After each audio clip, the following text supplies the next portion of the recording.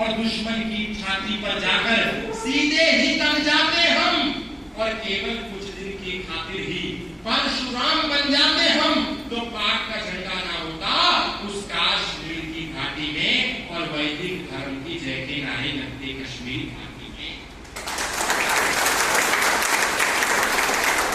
लेकिन नहीं लगे, क्योंकि हमको यही भ्रम रहा कि डंडे की, हथियार की, तलवार की क्या जरूरत है, क्या आवश्यकता है हथियारों की।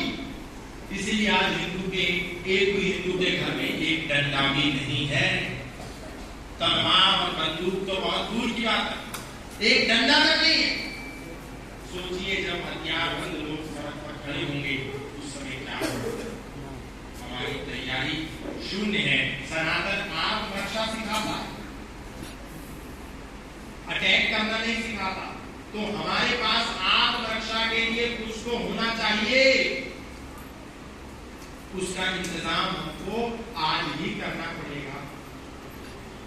मर्यादा पुरुषोत्तम श्री राम के पिता ने माता कैकेयी के वचनबद्ध होने के कारण जब उनको वनवास भेजा, उस समय राम जी ने कोई तर्क उतर्क वितर्क नहीं किया। उनके कानों में जो हीरे थे, तन पर जितने भी आभूषण थे, सर पर जो उनका स्वर्ण मुकुट था, वो सारी संपदा, सारा ऐश्वर्य, सारा वैभव छोड़ करके मर्यादा पुरुषोत्तम श्री राम ने उतार दिया, और उतार करके मखमली कपड़ों को छोड़ करके सामान्य वस्त्रों को धारण कर लिया, कांसाय वस्त्र धारण कर लिए, साधुओं सा भेष बना लिया, सब कुछ त्याग दिया और संतों का भेष धारण करके घर से निकल गए। लेकिन एक चीज थी जो मर्यादा पुरुषोत्तम श्री राम ने नहीं छोड़ी, वो क्या था? उनके कंधों पर रखा हुआ धनुष और बाण।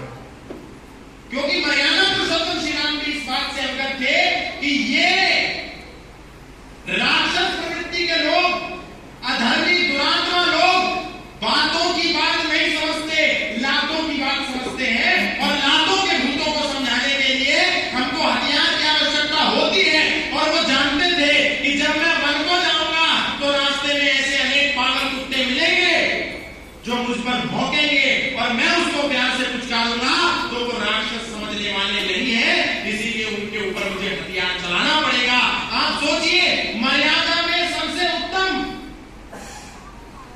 व्यक्ति राम भी इस विचार के साथ जीते हैं, और हम कह रहे हैं कि हमको आत्मरक्षा के लिए हथियारों की कोई आवश्यकता